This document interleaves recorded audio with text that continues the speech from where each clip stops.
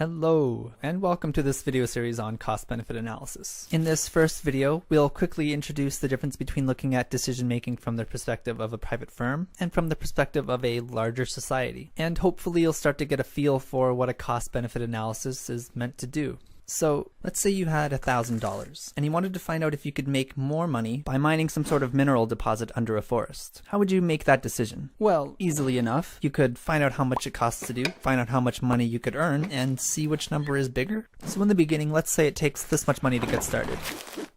And after a year, this number represents the labor costs, the equipment rent, just all the costs of running a mining operation for a year. But you'll make this much for selling a year's worth of minerals. And let's say this is a 10-year operation. Each year, you spend $245 and you make $500. Spend $245, make $500. Spend $245, make $500. And then after 10 years, adding everything up, it looks like you'll come away with almost $1,800. Since you started with $1,000, you made an additional $795. So since you would increase your money over that 10 years, you should do it, right?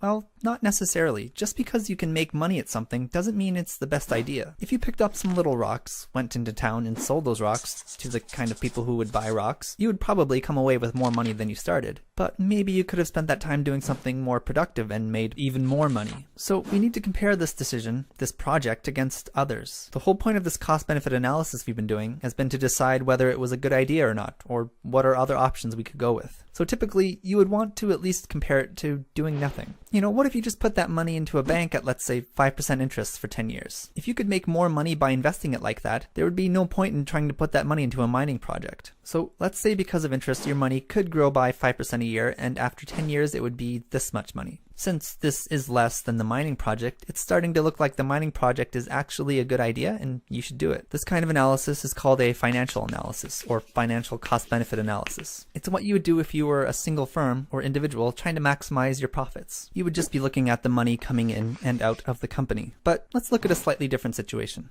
Let's say you work for the town and there's some sort of mineral deposit under a forest nearby that you might be able to make some money on. You've got $1,000 to get started. What do? Well, same approach as before. You're collecting costs and benefits, trying to find out if you come out ahead, compared to doing nothing or doing other options. You're trying to put everything into quantifiable dollar values to find the best project or best decision. Just like in the previous example, you will look at whether the mining operation itself is going to make money, but you work for the town. You're not just concerned with how this project affects one firm. You're concerned with everyone. Is everyone going to be better off? So what are some of the other things we would need to consider? Well, first of all, you have to decide, if not a single firm, then whose perspective are you considering? Which people involved are paying the costs and which people are getting the benefits? Will new jobs in mining reduce unemployment, saving the town money on assistance and policing? Would the town lose access to lumber, fuel wood, and other forest products? Will noise affect the town or surrounding wildlife? And you would also want to look much more into the future, especially for mining. Does the forest grow back? What about tailings ponds, the places where they put all the toxic, uneconomic mining products? How long will that be there? Will any of this affect the drinking water supply?